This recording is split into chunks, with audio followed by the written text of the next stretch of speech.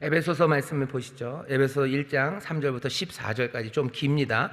교재를 펴주시고요. 교재를 펴주시고 이 긴 말씀인데요. 이 긴 말씀 잘 읽으셔야 돼요. 왜냐하면 이게 만만치 않습니다. 3절부터 14절이 만만치 않습니다. 이게 참 뭐라 해야 되나 그러니까 어렵습니다. 성경 공부하고 뭐 신학교에서요. 신학교에서 무슨 이런 신약 성경을 뭐 해석하고 뭐 그러는 거 배울 때마다 꽤나 도전이 되는 무슨 한번 시도해보고 뭐 이걸 통해서 뭐 배우는 뭐 그렇게도 사용되는 그렇게 유명하게 복잡하고요. 사실은 또 유명하게 잘 공부를 하면 은혜가 되는 말씀이 에베소 1장 3절부터 14절이에요. 그러니 아마 몇 주에 걸쳐서 이 말씀들을 잘 볼 겁니다. 자, 3절부터 14절 우리 천천히 한 목소리로 봉독하겠습니다.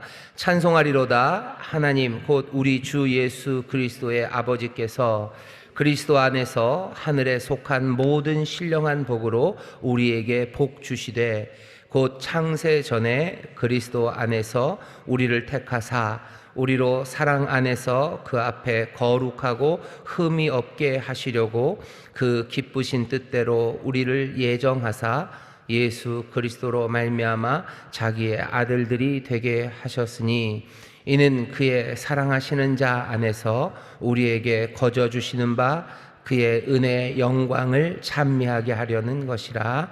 우리가 그리스도 안에서 그의 은혜의 풍성함을 따라 그의 피로 말미암아 구속 곧 죄사함을 받았으니 이는 그가 모든 지혜와 총명으로 우리에게 넘치게 하사 그 뜻의 비밀을 우리에게 알리셨으니 곧 그 기쁘심을 따라 그리스도 안에서 때가 찬 경륜을 위하여 예정하신 것이니 하늘에 있는 것이나 땅에 있는 것이 다 그리스도 안에서 통일되게 하려 하심이라. 모든 일을 그 마음의 원대로 역사하시는 자의 뜻을 따라 우리가 예정을 입어 그 안에서 기업이 되었으니 이는 그리스도 안에서 전부터 바라던 우리로 그의 영광의 찬송이 되게 하려 하심이라. 그 안에서 너희도 진리의 말씀 곧 너희의 구원의 복음을 듣고 그 안에서 또한 믿어 약속의 성령으로 인치심을 받았으니 이는 우리의 기업의 보증이 되사 그 얻으신 것을 구속하시고 그의 영광을 찬미하게 하려 하심이라. 아멘. 제목만 크게 읽겠습니다. 시작. 모든 신령한 복을 우리에게 주셨다. 다시 한번요. 시작. 모든 신령한 복을 우리에게 주셨다. 아멘. 제목만 들어도 은혜가 됩니다. 모든 신령한 복을 우리에게 주셨습니다. 자, 여기 교재 첫 번째 단락을 좀 같이 읽겠습니다. 시작. 오늘 읽은 3에서 14절은 개역 한글 성경에서는 네 문장으로 나누어서 번역을 했지만 원래 헬라어로는 한 문장입니다. 신약 성경에서 가장 긴 문장입니다. 202개의 헬라어 단어로 구성되어 있습니다. 하나님께서 모든 신령한 복을 주신 것에 감격하여 멈출 수 없었나 봅니다. 이 긴 찬양을 쏟아내고 있습니다. 6절, 12절, 14절을 보면 이 긴 문장이 기본적으로 찬양임을 알 수 있습니다. 하나님이 모든 신령한 복을 주신 목적과 결과는 찬양입니다. 그러니 이 긴 문장을 읽으면서 본 단락의 목적이 하나님을 찬양하는 데 있음을 놓치지 말아야 합니다. 긴 단락이다 보니 몇 주간 동안 이 말씀을 살펴보고자 합니다. 거기까지요. 여기 에베소서 이 말씀에요. 무슨 예정 이런 얘기 나옵니다. 창세전의 예정. 그래서 뭐 예정교리, 그 선택의 교리죠. 하나님이 뭐 예정하셨다라는 교리가 우리 뭐라 해야 되나 기하성이나 아니면 뭐 감리교 이쪽 계통에서는 뭐 그렇게 강력하지가 않은데 장로교 쪽, 개혁교회 쪽에서는요, 예정교리가 굉장히 강력합니다. 칼빈이 말하는 예정론이죠. 예정론이라는 게 굉장히 강력해서 여기 있는 에베소서를 어쩌면 장로교 성도들이 읽을 때마다 그 사람들은 뿌듯하기도 하고요. 이게 굉장히 딱딱하게 읽혀질 수 있습니다. 우리나라의 기독교는 무슨 물론 감리교 그리고 장로교가 들어왔어요. 여러분들 잘 아시는 인천으로 복음이 들어올 때 아펜젤러 그다음에 언더우드 두 선교사가 들어왔죠. 두 선교사가 한 분은 장로교 선교사님, 한 분은 감리교 선교사님입니다. 그렇게 들어오셨고, 그러니 장로교 감리교가 들어왔고요.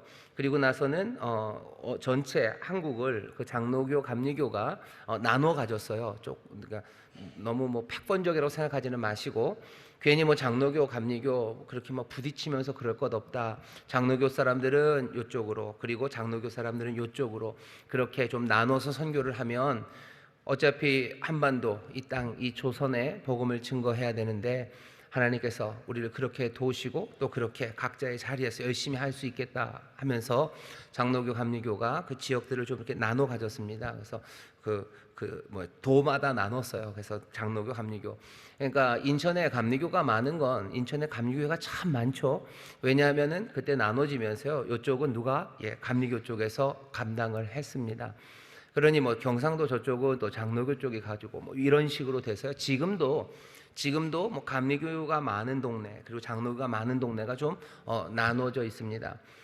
그렇게 나눠져 있는 현실이고, 그 다음에 또 그 중에서도, 그 가운데서도 감리교 선교사님들이 수급되는 것보다 미국 쪽에서요, 장로교 교단 쪽에서요, 더 많은 선교사님들을 좀 보내셨어요. 많이들 보내시고 많이 지원하셔서 한국의 그 장로교회들이 감리교회보다 훨씬 더 많은 겁니다. 지금에서 장로교회가 훨씬 더 많아요. 신학교들도 그렇죠. 그 장로교 선교사님이 세운 학교가 뭐 연대입니다. 그러니까 연대가 훨씬 더 커요. 감리교가 세운 교회들도 있어요. 교회들도 있지만 연대만큼은 안 된 건 당시에 미국 교단 쪽에서요, 선교사들을 보내면서 지원한 게 장로교 교단 쪽에서 훨씬 더 많이들 지원을 했기 때문에 우리나라에 장로교인들이 훨씬 더 많은 겁니다. 지금도 마찬가지예요. 지금도 한국에는 장로교인들이 감리교인보다 훨씬 더 많고요. 그럼 우리는 언제 들어왔습니까? 제가 알기로 우리는 1950년대 초 그때쯤입니다. 우리 지금 총회가 뭐 72차, 73차 뭐 이래요. 그 얘기는 뭐냐면 보셔요. 그러니까 50년에 들어왔으면 73년이 됐죠. 그러니까 기하성 우리 교단 선교사님들이 들어온 건 그때쯤이에요. 한 60년 차이가 나죠. 60년 차이가 나면서 장로교나 감리교는 그때부터 그리고 기하성 우리처럼 뭐 오순절 교단 사람들은 그 나중에 들어왔습니다. 그리고서는 여태까지 뭐 우리 기하성 순복음 교단도 70년이 넘게, 벌써 70년이 넘었어요. 처음 들어왔을 때는 뭐 60대 빵이었지만 시간이 가면 점점 그 차이는 좁혀집니다. 앞으로 한 100년쯤 지나면요, 장로교나 감리교는 뭐 한 200, 우리는 한 뭐 150, 그러면 훨씬 더 4분의 3 정도로 따라가는 거죠. 그래서 한국의 많은 교회들이, 장로교 교리가 뭐 주류입니다. 그러면 세계적으로는 어떤가? 뭐 세계적으로도 장로교 교리가 꽤나 많이 주류를 이루고 있는 이유는 학교들 때문에 그래요. 왜냐하면 장로교 개혁교회 쪽에서 하나님의 말씀을 뭐 가르치고 또 그 신학을 세우는 일들을 다른 방식으로 예수님을 믿는 사람들보다 훨씬 더 열심히들, 그러니 신학자들 중에는 뭐 개혁이라는 장로교 쪽 사람들이 많으십니다. 그러니 뭐 학교들도 많고 책들도 많아요. 그래서 우리가 맨날 보면 뭐 예정교리 이런 책들이 다 있는 것처럼 보이는 건, 일단 대한민국이라는 현장에서 장로교 성도들이 훨씬 더 많고, 그리고 또 세계적으로 많은 신학자들이 소위 말하는 그 개혁 교회 쪽, 뭐 칼빈 쪽, 예정교리를 믿는 사람들, 그런 학자들이 많기 때문에 그런 책들이 많습니다. 그런 책들이 많아요. 그래서 여기 에베소서를 읽을 때 뭐 예정교리로 읽는 사람들, 훨씬 더 심각하게 읽는 사람들이 많죠. 그럼 우리는 어떻게 읽어야 됩니까? 우리도 여기에 있는 뭐 예정에 대한 말씀을 우리도 다 받아들여요. 그러니까 받아들이는 방식이 조금 다를 뿐이지, 여기 있는 이 말씀을 우리가 절대로 무시하는 사람들이 아닙니다. 순복음 사람들은 그럼 칼비니스트입니까? 우리는 칼비니스트들은 아닙니다. 우리는 칼빈의 생각을 뭐 칼빈을 존중하고요. 뭐 칼빈의 성경 해석들 여러 신학적인 내용들에 대해서 많이 수긍하지만 우리는 뭐 칼빈주의 이야기를 그대로 따르는 사람들은 아니에요. 뭐 교회를 분리하고 예수 믿는 다른 성도들, 뭐 다른 교회 다니는 성도들과 우리를 분리하려고 하는 건 아니지만, 그리고 그런 이야기들이 그렇게 자주 뭐 이야기에 이렇게 탁 부딪히는 데는 아니지만, 적어도 우리가 믿고 있는 뭐 신학적인 뭐라 해야 되나 기준들 내지는 그 색깔들을 조금은 알 필요가 있습니다.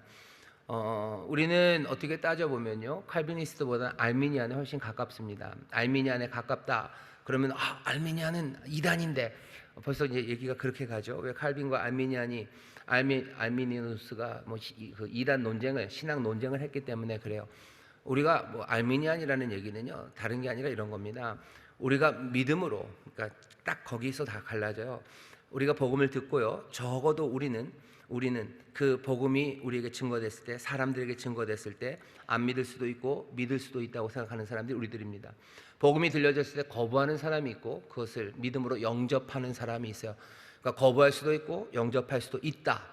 그게 어떻게 가능한가는 얘기는 복잡해집니다. 하지만 딱 그냥 그 자리에서만 다 갈라져요.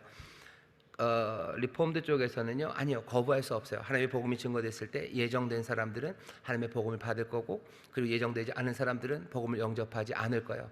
그러니 그 현장에서, 그 시간에 누군가 그 복음 앞에, 복음을 만나는 그 시간에 이 사람의 결정 내지는 이 사람이 판단하는 거 뭐죠? 그거는 그렇게 큰 의미가 없습니다. 우리는 아니에요. 우리는 복음이 들었을 때, 그러니 뭐라고 얘기할 수 있어요? 영접하라고 말할 수 있어요. 영접하셔야 돼요. 아니요, 네가 잘못 판단하고 영접하지 않으면 큰일 나요 라고, 어떻게 보면 이분들보다 훨씬 더 강력하게 말할 수 있는 사람들이 우리들입니다. 다른 데서는 그리 많이 차이 안 나요. 뭐 훨씬 더 복잡한 이야기고요. 그 얘기 다 하다 보면 결국은 그냥 서로 잘 모르고 뭐 서로 점점 더 진리에 가까이 가자, 뭐 이렇게 결론이 날 겁니다. 하지만 뭐 실생활에서, 믿음의 생활에서 가장 결정적인 데는 복음이 제시되었을 때, 복음을 제시되었을 때 그것을 듣는 사람이 내가 믿을 수 있고 내가 믿지 않을 수도 있다라고 생각하는 사람들이 알미니아에, 우리들은 그렇게 생각합니다. 복음이 증거됐을 때, 그러니 이 사람이 복음을 영접하기를 우리는 간절히 바라는 거예요. 바라고 믿으라고 말하는 거죠. 여기는 그 얘기는 조금 약할 수밖에 없습니다. 하나님께서 예정하신 자들을 부르실 거예요. 그러니 예정한 자들 믿어라 라고 말하겠지만, 우리는 이것이 뭐죠? 적어도 오픈되어 있다고 믿어요. 누구는 믿을 수도 있고 믿지 않을 수도 있다고, 한 사람이 믿을 수도 있고 안 믿을 수도 있다고 생각하는 거, 그게 우리가 가진 뭐 요분들과의 차이입니다. 왜 이야기를 하냐면요, 왜 이야기를 여러분 구역자님들에게 얘기를 하냐면, 어디 가서 장로교 분들이랑 뭐 싸우라고 얘기하는 거 아니고요, 적어도 설교를 잘 듣다 보면 순복음교회나 아니면 감리교회나 아니면 침례교회도 우리 쪽 비슷합니다. 침례교회나 아니면 또 어디가 그럴까요? 뭐 어쨌든 우리 대한민국에서는 그냥 그 정도입니다. 어쩌면 성결교도 조금은 우리 쪽이죠. 장로교에서 설교하는 거랑 우리가 설교하는 게 조금 다를 때 여러분들 너무 갈등하지 마셔요. 우리가 틀렸나 보다.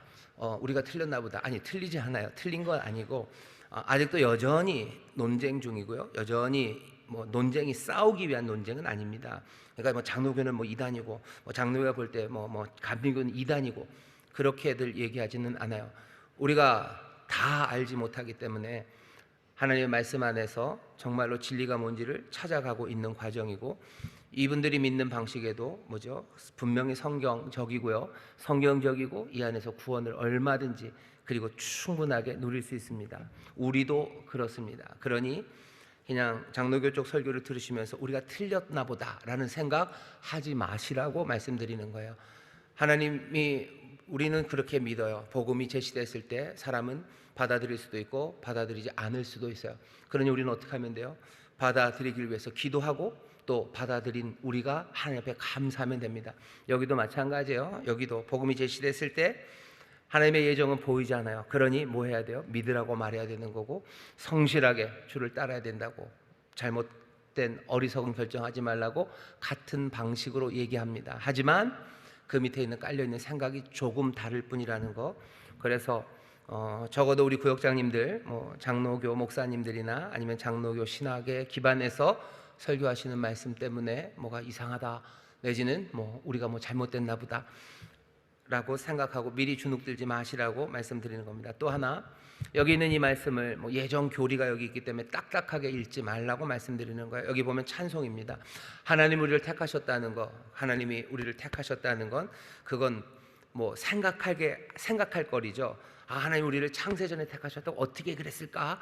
이게 뭘까? 라고 고민하고 그것 때문에 이러니 저러니 싸울 수도 있지만, 사실은 진짜 중요한 건요, 창세전에 하나님 우리를 택하셨다는 건 우리가 그것으로 싸우고 그것으로 고민하라고 하시는 말씀이 아니에요. 지금 에베소서 찬양입니다. 감사와 감격이요.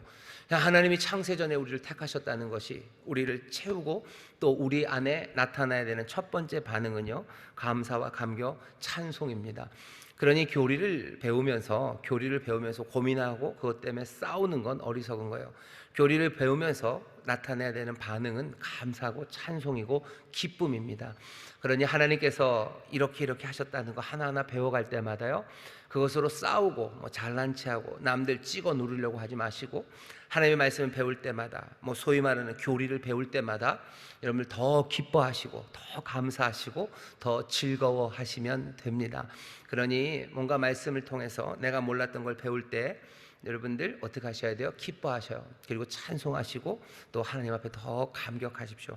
에베소서 1장 3절부터 14절 긴 말씀이에요. 머리가 찌끈찌끈합니다. 여기 나오는 말들이 너무 커요. 다 이해하기 어렵고 충분히 아마 사람들과 싸울 만큼 많은 이견들을 만들어낼 만도 하지만 어떻게 하셔야 돼요? 우리는 기쁨으로 읽으시면 돼요. 감사로 읽고 찬양으로 읽으시면 됩니다. 다시 한번, 우리가 하나님 말씀을 읽을 때마다 감사와 찬양 그리고 그 기쁨이 넘치게 되기를 주의 이름으로 축원합니다. 주의 이름으로 축원합니다. 옆에 있는 구역장님들에게 얘기하셔. 말씀을 배우면서 기뻐합시다. 말씀을 배우면서 기뻐합시다. 말씀을 배우면서 기뻐합시다. 하나님에 대해서 알면서 점점 알아가면서 점점 기뻐하는 게 맞아요. 하나님에 대해서 알아가면서 싸우는 거, 그건 어리석습니다. 자, 감격에 찬 1절부터 14절까지 202개의 단어로 된 한 문장입니다. 어마어마하게 길어요. 단숨에 내리는 거예요. 말이 끝나지 않습니다. 계속해서 이어져요. 우리는 3절부터 14절을 그렇게 한 문장으로 쭉 쓰면 도대체 이해하기가 너무 어려울 것 같아서요, 넷으로 나눠놨습니다. 번역을 그렇게 했어요. 하지만 이건 한 문장이라는 걸 기억해 주세요. 나중에 뒤에 가면 또 그런 게 몇 번 나옵니다. 에베소서는 그래서 뭔가 감격이 가득해요. 말이 안 끝나는 거예요. 뭐가 솟아나는 게 너무 많기 때문입니다. 그 다음에 신약성경에서 가장 긴 문장이요. 왜 감격합니까? 복을 주신 것에 감격하기 때문이요. 여기 3절부터 14절은요, 복에 관한 이야기입니다. 우리에게 주신 복이에요. 도대체 우리가 무슨 복을 받았을까? 여러분 그거 궁금하지 않으십니까? 내게 주신 복은 뭘까? 내게 주신 복이 뭐예요? 내게 주신 복은 뭡니까? 여러분들은 무슨 복이 있으셔요? 무슨 복이 있으셔요? 뭐라나 이렇게 무슨 청담동에서도 만들 수 없는 이 쌍꺼풀이 하나님이 나에게 주신 복이라는 분도 계시고, 내게 주신 복이 도대체 뭘까? 이 백옥 같은 피부가, 아니면 이 꾀꼬리 같은 목소리가, 하나님이 내게 주신 복이 뭔지 어떤 분들은 그런 것에서 찾기도 해요. 그것도 나쁘지 않습니다. 행복하시죠. 하나님이 나에게 그 쌍꺼풀을 주셨다면 얼마나 행복합니까? 하지만 어떤 분들은 하나님이 내게 주신 복이 없는 것 같아요. 자꾸 하나님이 우리에게 복 주셨다 그러는데 뭔 복을 도대체 줬는지 모르는 사람이 있어요. 여기 이 말씀을 읽으면서 우리에게 주신 복이 뭔지, 이 복이 뭔지 그거 확인하는 겁니다. 그 복을 확인하면, 여기 바울이 에베소를 썼는데 바울처럼 말을 끝낼 수가 없어요. 그냥 찬송이 가득해요. 그 안에서 나를 부르시고 내 삶이 이루어낼 것들이 그냥 상상이 그리고 그 진리가 내 안에서 점점 솟아나서요, 그냥 멈출 수 없는 감격으로 노래하게 됩니다. 오늘 이 말씀을 읽으면서요, 내게 주신 복, 그 복이 뭔지 확인해 나가면 우리도 이렇게 노래하게 됩니다. 그러니 찬양으로 가득해요. 찬양과 감사 감격의 분위기로 이 복을 찾아보면 됩니다. 자, 그 다음 단락 읽겠습니다. 시작. 그렇다면 하나님을 찬양하는 이유는 무엇입니까? 하나님께서 하늘에 속한 모든 신령한 복을 우리에게 주시고 우리를 영화로운 존재가 되게 해주셨기 때문입니다. 그럼 대체 우리에게 주신 모든 신령한 복은 무엇입니까?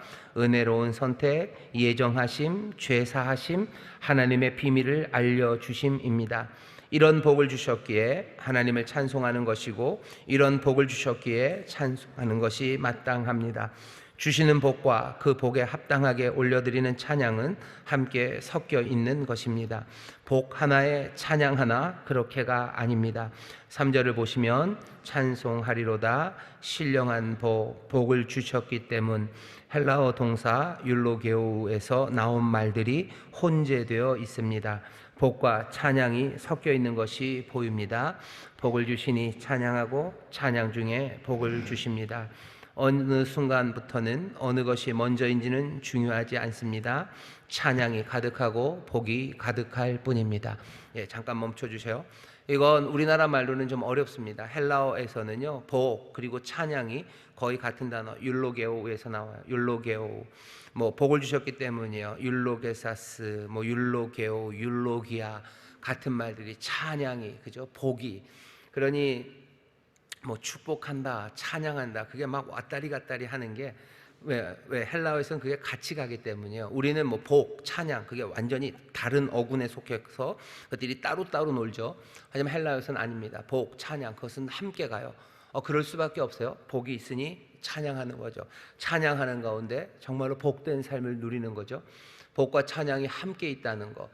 복을 받으면 찬양할 것 같아요. 하지만 그것만 아닙니다. 찬양하는 가운데 하나님의 복을 우리가 누려요. 그러니 복 받아라, 하나님을 찬송합시다, 하나님을 감사하며 하나님의 복을 누립시다 라는 이야기가 계속해서 반복되고 우리 안에서 많이 나오는 게 그게 기복신앙이다 라는 사람들의 말에 여러분들 속아 넘어가실 필요 없어요. 분명히 여기 에베소서 이 감격에 뭐 어쩌면 가장 고상한 신학을 말하는 이 자리에서도요, 그 신학의 밑바탕에 뭐가 있는 거예요? 복이 있는 거예요. 그리고 찬송이 있는 겁니다. 사람들은, 어떤 사람들은 뭐 기독교가 훨씬 더 고상해져야 되고요, 뭔가 뭐라 해야 되나, 혹시 뭐 훨씬 더 엘리트답게 뭐 고등 종교 뭐 이런 식으로 가야 되고, 그러니 여러 가지 뭐 이론들 아니면 신학적인 설명들 이런 것들을 해야 된다고들 말해요. 뭐 좋아요, 좋고 뭐 그래야 그럴 필요가 분명히 있습니다. 하지만 그렇게 복잡하고 딱딱하고 어쩌면 고상한 것들이 설명하려고 하는 건 뭐냐면요, 이 복과 이 찬송입니다. 아무리 어려운 이론을 그래서 뭐 싸우고 치고받고 수백 년을 뭐 연구하고 그것 때문에 해도요, 결국은 그것들이 설명하려고 몇 가지 하나는 뭐예요? 그냥 기도하는 거예요. 우리가 기도하면서, 그러니까 뭐 삼위일체 신학 뭐 이런 걸 하죠. 삼위일체론 이런 것 때문에 신학적으로 굉장히 싸우고 뭐 이단 뭐 살리네 죽이네 신학자들이 수백 년을 그 얘기를 해요. 하지만 결국은 그건 뭐 하려고 하는 거예요? 기도하려고 하는 거예요. 우리가 누구한테 기도하는가에 관한 문제예요. 우리가 기도하는데 우리가 도대체 누구한테 기도하고 있는 건지, 누가 우리에게 복을 주시는 건지, 그거 설명해 내려고 그 이론들이 있는 겁니다. 그 이론들의 밑바탕에 뭐가 있는 거예요? 이 기쁨이 있는 거예요. 기도하면 들으시는 분이 계시고요, 기도하면 응답하시는 분이 있는 거예요. 이 기쁨, 그렇죠? 이 감사, 이 감격을 설명하려니 그 고상하고 어려운 이야기들을 하는 건데, 이 고상하고 어려운 이야기들에 빠져들면서 이 기쁨과 감격을 놓친다면 그건 정말로 바보짓을 하고 있는 겁니다. 신앙은 여기 있는 이 감사, 감격이 가득한 거예요. 그러니 복을 말하는데 여러분들 두려워하지 마셔요. 고상한 신학자들은 뭐 복, 기복신앙이라고 얘기하고, 그러니까 그거 말할 때마다 조심스러워지죠. 조심스러워지고 자기 검열하게 되고, 그죠, 자기 검열하는 거 센서시 삐 나올 것 같아요. 뭐 하다 복 얘기하려면 삐자 나올 것 같아서 그 말을 하면 안 될 것 같고. 아닙니다. 복, 찬양 같이 가는 거예요. 뭔가를 찬양한다, 그건 고상한데 복 주세요, 이건 굉장히 좀 천박해 보이고, 이건 좀 싼티나는 것 같고, 하나님 앞에 복을 말하는 것보다는 찬양, 하나님을 찬양해야지 무슨 복을 말하냐고. 아니요. 여기 보셔요. 율로게오, 복, 찬양, 그것들은 같은 말이에요. 그냥 같이 섞여서 터져 나오는 겁니다. 하나님의 복 주심을 사모하셔요. 하나님의 복이 우리 가운데 가득하기를 기도하셔요. 그리고 뭐 하셔? 찬양하셔요. 찬양이라는 고상한 것, 그리고 복도 고상합니다. 왜? 이 복은 신령한 복, 하나님이 예수 그리스도 안에서 성령을 통해 우리에게 주시는 것이기 때문에 그래요. 복 받기를 사모하셔요. 복 받기를 사모하시고 복을 노래하시고 그것들이 우리의 찬양이 됩니다. 아무도 기뻐하지를 않으시는 것 같으셔요. 옆에 있는 분들에게 얘기하시죠. 하나님 우리에게 복 주십니다. 하나님 우리에게 복 주십니다. 우리 하나님을 찬양합시다. 하나님을 찬양합시다. 하나님을 찬양합시다. 하나님 앞에 감사합시다. 하나님 앞에 얘기하시죠. 하나님 앞에 감사합시다. 하나님 안에서 감격합시다. 여러분들 이 기쁨을 누리시기를 주의 이름으로 축원합니다. 다시 한번 말씀드릴게요. 어디서 고상하신 분들이 복 말할 때마다 우리에게 약간씩의 눈치를 줄 때 두려워하지 마셔. 삼박자 구원. 삼박자가 뭐냐? 무슨 트로트냐? 트로트는 삼박자 아니에요. 트로트는 몇 박자죠? 4분의 4박자죠. 그죠? 4박자죠. 4분의 2박자 같은 4분의 4박자인가요? 제가 잘못 아나요? 트로트는? 불러봐야 되나? 어쨌든 사람들이 삼박자 구원 이런 거 삼박자 구원 삼박자 축복 이런 거 얘기할 때 이상하다고 얘기하는 말에 여러분들 주눅 들지 마시라고 말씀드리는 거예요. 하나님의 복을 말하는 거 그건 찬양입니다. 그것으로 항상 넘치는 것, 그것이 어쩌면 신약 성경에서 가장 어렵고 고상하고 그리고 가장 신학적이라는 여기 이 본문이 우리에게 주는 밑바탕에 깔려있는 정서입니다. 그러니 신학의 고상함 아니면 고상한 신학을 말하는 사람들 앞에서 여러분들 주눅들지 마시고 순복음 성도들답게 복을 그리고 찬양을 감사와 감격을 하나님 앞에 쏟아내시며 그렇게 하나님 기뻐하시고 하나님 예비하신 은혜를 누리시기를 주의 이름으로 축원합니다. 주의 이름으로 축원합니다. 자, 감격의 참 말씀입니다. 그 다음 단락을 우리가 같이 읽었죠. 보면 우리에게 주신 복 올려드리는 찬양입니다. 우리에게 주신 건 뭐예요? 은혜로운 선택이에요. 이건 잘 기억하셔야 돼요. 이제는 이제 생각하기 시작. 하나님 우리에게 무슨 복을 주셨을까?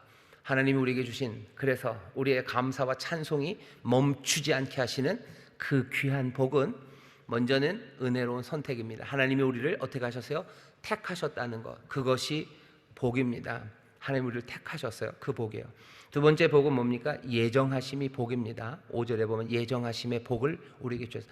모든 신령한 복. 첫 번째는 은혜로운 선택, 예정하심, 그리고 죄를 사하심. 죄를 사하심이 우리에게 주는 복입니다. 여러분들은 죄 사한 게 무슨 그게 복입니까? 죄를 사하여 주지 마시고 기왕에 주시려면 꽃감이라도 하나 주시는 게 낫지.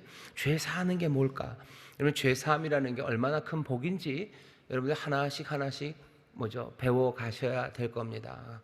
그리고 저도 아직 잘 모르겠습니다. 아니 이러면 안 되는데 담임 목사는 다 안다고 그래야 되는데 저도 배울 게 더 많아요. 죄 사함이라는 게 얼마나 큰 복인지 그것들을 설명하고 여기 이렇게 써 있습니다라고는 말하지만 그게 우리의 삶에서 제 삶에서 죄 사함이 얼마나 큰 능력이고 얼마나 큰 기쁨이 되는지는 점점 더 체험해 가야 합니다. 죄 사함만 그런 건 아니에요. 하나님의 예정하심, 은혜로운 선택이라는 것도 이게 하나님 주신 복이구나라고 알고 이렇게 적어낼 수는 있지만 정말로 이 선택과 예정, 죄 사하심이 내 삶에서 얼마나 큰 기쁨이 되고 내 삶의 복이 되는지는요. 우리가 점점 살아가면서요. 그러니까 만끽한다고 그러죠. 점점 더 그것들을 맛보기 시작하는 거예요. 끼기라는 게 먹는다는 뜻입니다. 먹는 거예요. 맛보는 거예요. 만끽하기 시작할 때 하나님 향한 감사의 찬송은 더 크고 더 위대해지고요. 우리에게 주신 복도 점점 더 풍성해지는 겁니다. 그러니 복과 찬양이 그냥 가득한 복 주신 가운데 찬양하고 그 찬양 가운데 우리는 그 복을 누리죠. 죄 사하신 그 은혜를 누려요. 우리를 택하신 은혜와 우리를 예정하신 그 놀라우신 은혜를 우리가 누리기 시작하는 겁니다. 네 번째는 뭐죠?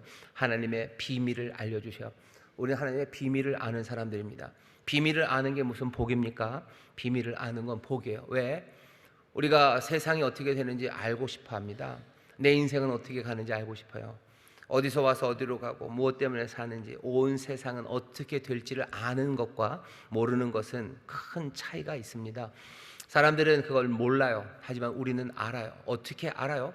하나님이 우리에게 비밀을 알려주셨기 때문입니다. 하나님 우리에게 그 비밀을 알려주셨어요. 여러분들 그 복이 있는 사람입니다.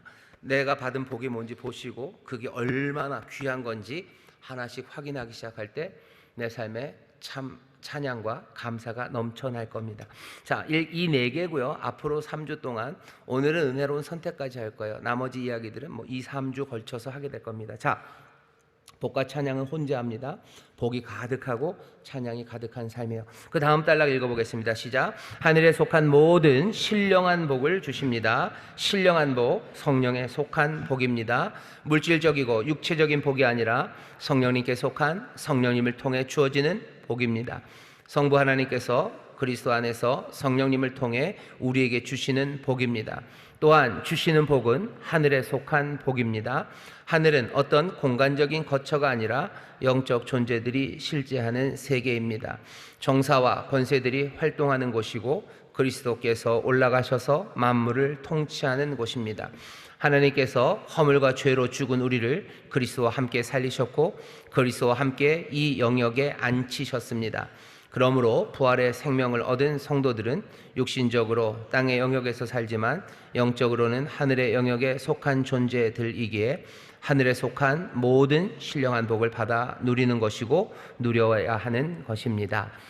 신령한 복이 뭔지 그 네 개를 하나씩 따져보기 전에요, 이 복은 신령한 복이라는 걸 기억하셔야 돼요. 육체에 속한 복에 관한 이야기는 아닙니다. 그럼 하나님 예쁜 쌍꺼풀은 언제 주십니까? 하늘에 속한 신령한 것뿐만 아니라 땅에 기름진 것도 주신다고 그러셨어요. 영혼이 잘된 것처럼 범사가 잘되고 강건하게 하신다고 하셨어요. 그 나라와 그 의를 구하는 자들에게 삶에 필요한 모든 것을 주신다고 하셨어요. 그러니 신령한 복 말고 이 땅에 속한 복을 주십니까? 이 땅에 속한 복도 주십니다. 오늘 여기서는 그 얘기하는 겁니까? 아니요, 그 얘기 말고 그것들은 조금 뒤로 남겨놓고요, 이 신령한 복에 대해서 우리에게 알려주는 거예요. 이 땅에서 오늘 내게 뭐 일용할 양식을 하나님이 분명히 주셔요. 그건 그 다음 이야기야. 그 다음 이야기. 하나님이 이 땅에 필요한 내 삶의 샬롬을 주십니까? 주십니다. 그 얘기하는 곳은 다른 곳에 있어요. 오늘 우리가 하는 이 복은요, 신령한 복입니다. 나는 이 신령한 복 말고 나는 신령한 복 싫어요. 나는 아주 노골적이고 육체적인 복을 나는 원합니다. 그런 사람들은 아직 신령한 복을 제대로 맛보지 못했기 때문입니다. 둘 중에 하나를 고르라고 하나님이 말씀하시지도 않으시겠지만 만약에 둘 중에 하나만을 고르라면 여러분들은 뭘 고르시겠습니까? 신령한 복은 됐고 그건 접어놓고 다른 아니요. 이 신령한 복, 이게 영원한 복이에요. 이 복에 대해서 먼저 아셔야 돼요. 무슨 영적인 거 육적인 거 다 중요하지 않아요. 다 중요합니다. 하나님은 몽땅 다 주시겠다고 하셨어요. 하지만 오늘 적어도 이 에베소서에서 우리에게 알려주는 건 모든 신령한 복입니다. 이 신령한 복에 대해서 아셔야 돼요. 이 복이 얼마나 의미 있고 우리의 삶을 채울지에 대해서 성령님께서 우리를 인도해 주실 겁니다. 이 복은 신령한 복입니다. 자, 신령한 복이에요. 신령하다고 번역된 말은요, 이거는 푸누마티코스, 성령과 관련된 겁니다. 이건 성령님에게 속한 거예요.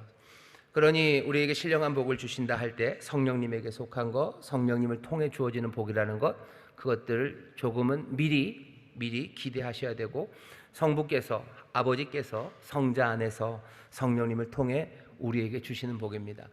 성령님 우리에게 이 복을 주실 거예요. 그러니 여러분 성령님 환영하셔요. 성령님 모셔드리셔요. 우리가 성령 대망회, 그죠? 성령 대망회를 합니다. 이건 너무 오래되고 구식 아닙니까? 이름은 좀 오래된 이름이에요. 하지만 성령 대망회를 하는 이유는 다른 이유가 없어요. 성령님 오셔서 성령님을 통해서 우리가 뭘 받기 때문이요? 신령한 복을, 하늘의 복을 받기 때문입니다. 성령님 오셔서 우리가 역사하실 때 우리가 그 신령한 복을 받습니다. 그러니 여기 있는 이 복들, 이 네 개의 복을 설명하는데요, 이 복을 기억할 때마다 여러분 하나님의 영 예수 그리스도의 영, 그 거룩하신 성령님, 그 성령님 안에서 이 복을 누리고 성령님 안에서 찬송하기 시작해야 됩니다. 어떻게 그럴 수 있습니까? 하나씩 배워가면서요, 우리의 삶에서 그리고 우리의 예배에서 하나씩 체험하기 시작하는 겁니다. 여러분들 예배하는 가운데 성령님 어디서 체험합니까? 성령님 어디나 계시죠? 우리의 보혜사가 되셔서 어디에나 계셔. 우리의 부엌에서 분명히 성령님 체험할 수 있습니다. 아이들 공부하는 곳에서, 내 삶의 위기에서, 아니면 내 삶의 가장 극성의 기쁨의 가운데, 기쁨 가운데 내가 주의 영을 체험합니다. 그렇죠? 내가 너무너무 기쁠 때 주의 영이 나와 함께 하셔. 내가 너무너무 힘들고 절망에 있을 때 주의 영이 나와 함께 하심을 내가 체험해요. 내가 부엌에서 내가 어디를 가든지 주의 영이, 성령님 나와 함께 하시니 내가 성령님 체험합니다. 그래도 그 중에서 가장 분명하고 그리고 순전하고 그리고 가장 안정적으로 우리가 주의 영을 체험하는 곳은 어디겠습니까? 예배하는 이 자리요. 사모하며 나오셔요. 모두가 다 함께 성령의 충만한 가운데 함께 예배하는 그곳이 어쩌면 성령님을 체험하는 가장 안정적인 자리입니다. 오직 여기가 유일하냐? 아니요, 그러진 않아요. 하지만 여기는 안정적인 자리고, 그리고 이 예배들 함께 모여서 예배하는 그 자리를 주께서 부르시고 주님께서 약속하신 자리이기 때문에요, 예배하는 그 시간이 성령님을 체험하는, 성령님 우리에게 가져다 주시는 그 신령한 복을 우리가 누리는 자리입니다. 사모하며 나오셔야 돼요. 여기는 어떤 자리요? 복 받는 자리. 예배하는 자리마다 복이 그리고 찬송이 가득합니다. 그러니 크게 노래하시고, 그러니 감사격으로 찬송하시고, 주시는 복, 그 복을 사모하며 영접하는 그런 귀한 예배, 그런 찬양, 그런 기도, 그게 우리 가운데 넘쳐야 할 줄 믿습니다. 옆에 있는 구역자님들에게 얘기하셔요. 성령님이 우리를 도우십니다. 예배 때 도우십니다. 예배 때 도우십니다. 예배 때 복 주십니다. 예배 때 복 주십니다. 예배 때 복 주십니다. 그러니 예배 사모하시고 예배 때마다 신령한 복을 함께 누려가길 바랍니다. 이 신령한 복은 또 하늘에 속한 복이요, 하늘에 속했습니다.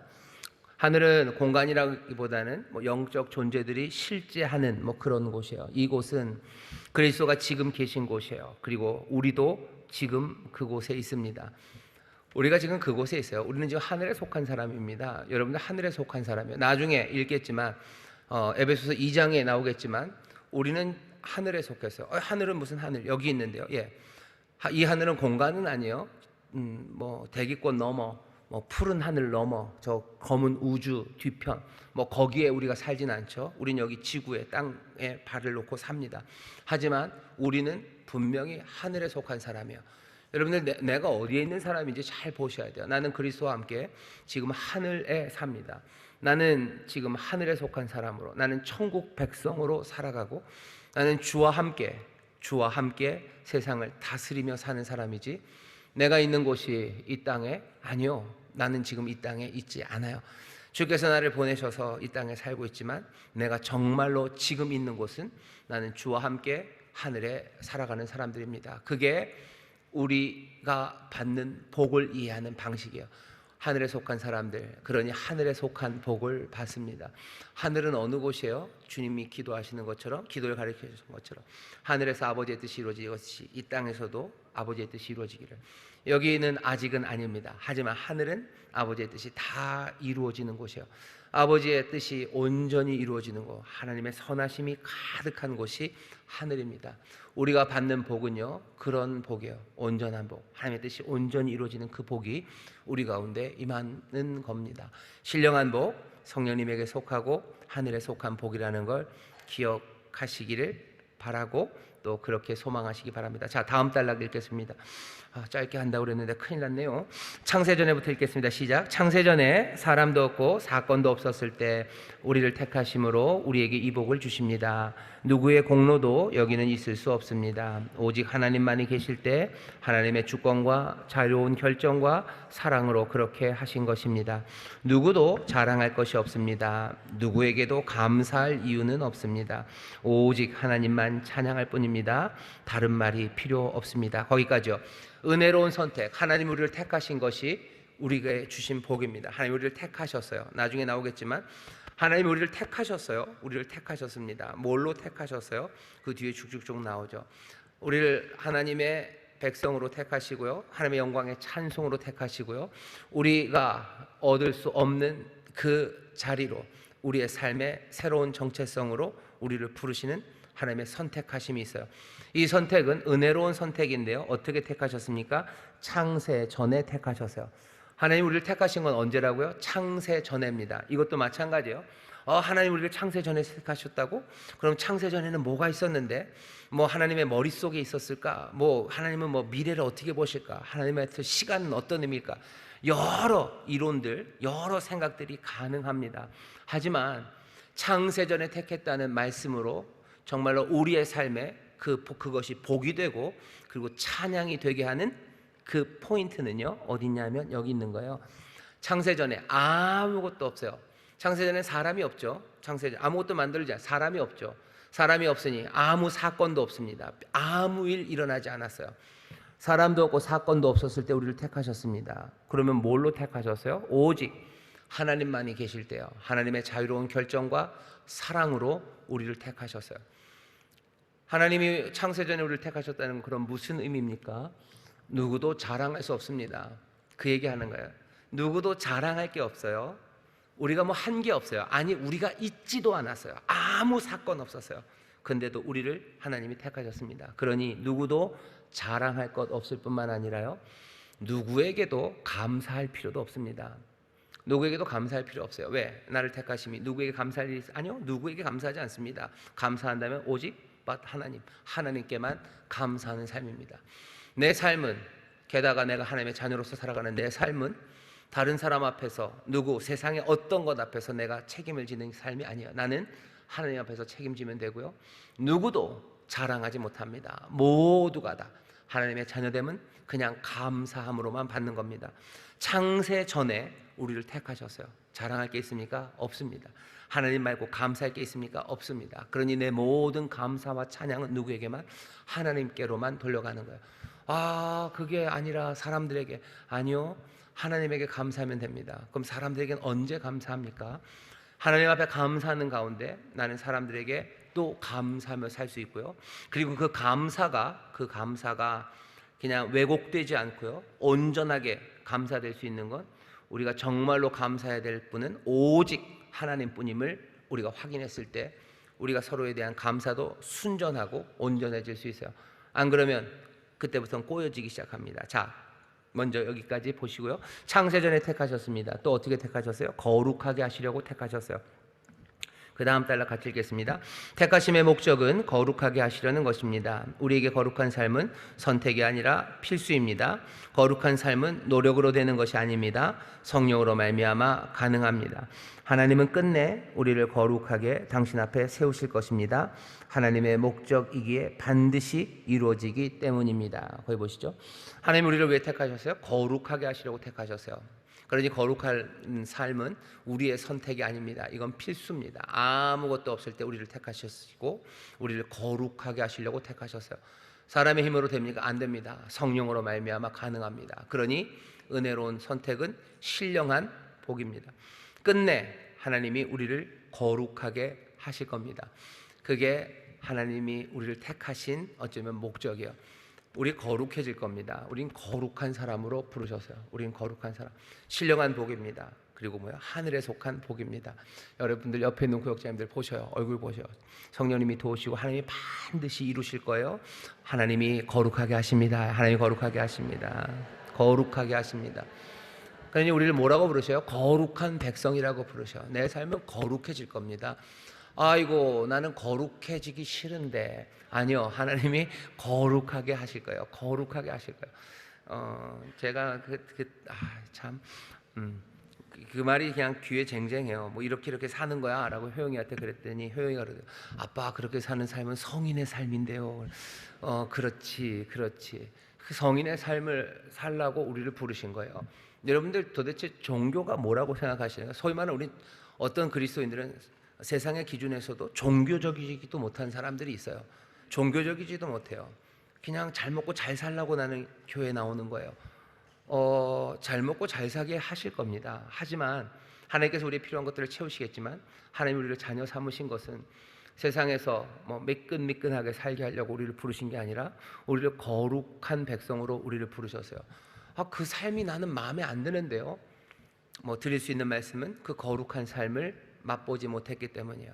어쩌면 인생의 깊은 진리, 그리스도 안에서 발견되는 그 진리를 아직 만나지 못했기 때문이에요. 정말로 그 거룩한 삶이 주는 그 감격과 그 영광에 아직 못 갔기 때문이에요. 힐끗힐끗 조금씩 성령님이 보여주셔요. 예배 때 가끔씩 보여주시고요. 또 내 삶의 자리에서 그 거룩한 삶의 그 터질 듯한 감격을 보여주십니다. 점점 더 그 진리 가운데로 우리를 조금씩 인도해 가셔요. 바라는 건 우리 사랑하는 성도들, 특별히 우리 구역장님들이 시간이 가면서 점점 더 주께로 가까이 가니 이 은혜로운 선택이 이루려 하시는 거룩한 삶이 뭔지 이전보다는 조금 더 알아가기 시작하셔야 돼요. 시간이 갈수록 점점 몰라진다. 그럴 수는 없어요.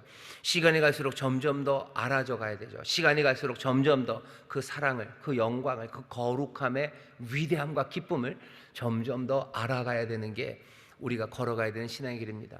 될까요? 됩니다. 사람은 안 돼도 성령으로 말미암아 가능합니다. 끝내 하나님이 거룩하게 하실 거예요. 성령님이 나를 도우셔요. 하나님이 나를 이루실 겁니다. 내 삶에 어떤 꿈들을 꾸셔야 돼요? 거룩한 삶에 대한 꿈들을 꾸셔요. 내가 주를 따르고 성령님 나를 도우시고 하나님 분명히 이루실 것이니 나는 거룩한 삶을 살아갑니다. 나는 거룩한 하나님의 자녀로 이 땅에서 삽니다. 여러분들 이것을 소망으로 붙잡으시고 여러분들의 꿈으로 믿음으로 붙잡으시기를 주의 이름으로 축원합니다. 주의 이름으로 축원합니다. 옆에 있는 구역장님 다시 한번 얘기해 주죠. 거룩한 분 됩니다. 거룩한 분 됩니다. 아멘. 거룩한 삶에 대한 세상 사람들의 알레르기, 그 히스테릭한 반응에 여러분 흔들리지 마셔요. 거룩한 분, 예수 그리스도 거룩한 분으로 오셔서요. 거룩한 분으로 오셨고 우리를 그 삶으로 인도해 가십니다. 자, 그리스도 안에서입니다. 그 다음 단락 읽겠습니다. 이 복은 그리스도 안에서 주어졌습니다. 3에서 14절에 그리스도 안에서라는 표현은 11번이나 나옵니다. 장소의 의미이고 연합의 의미이고 도구와 수단의 의미도 있습니다. 3절에서 그리스도 안에서는 하나님의 구원 사역을 수행하시는 하나님의 대행자로서의 그리스도와 연합으로서의 신령한 복을 받아 누린다는 의미, 이 모든 것이 그리스도 안에서 이루어진다는 의미도 포함됩니다. 하나님의 구원 사역이 전적으로 그리고 오로지 그리스도를 통해서만 이루어진다는 사실을 강조하는 것입니다. 복 주시는 하나님을 찬송합니다. 그리스도 예수 우리의 모든 것이 되시는 주님을 찬양합니다. 점점 더 찬양하게 될 것만 같습니다. 점점 더 주님은 내 삶에서 커져만 갈 것 같습니다. 이게 우리를 택하심을 생각할 때마다 기억하고 마음에 품고 그리고 우리에게 나타내야 되는 정서입니다. 그리스도를 생각할 때마다 나는 찬양이, 그리스도를 생각할 때마다 내 삶은 점점 더 커져만 갈 것 같다는 그 감격스러운 소망이 우리 가운데 있어야 됩니다. 예배할 때마다, 예수님 앞에 기도할 때마다 이 찬양과 감사가 넘쳐나시기를 주의 이름으로 축원합니다. 기도하겠습니다. 하나님 감사합니다. 우리 사랑하는 구역장들, 신령한 복이 무엇인지 하나하나 더 알아가길 원합니다. 우리 사랑하는 성도들 그 복을 알아가기 원합니다. 성령님 인도하여 주시옵소서. 성령님 기쁨과 찬양 가운데 임하여 주옵시고 우리를 진리 앞으로 주님 앞으로 점점 더 인도하시오니 사랑하는 구역장들 아버지 점점 더 거룩함으로 서게 하여 주옵시고 하나님의 은혜와 능력 안에 충만해지게 하여 주옵시며 우리의 모든 모이는 시간이 그 감격으로 가득한 시간 되도록 하늘의 모든 신령한 복과 땅의 기름진 것들로 넘치게 하여 주옵소서. 감사드리며 예수님 이름으로 기도하옵나이다. 아멘.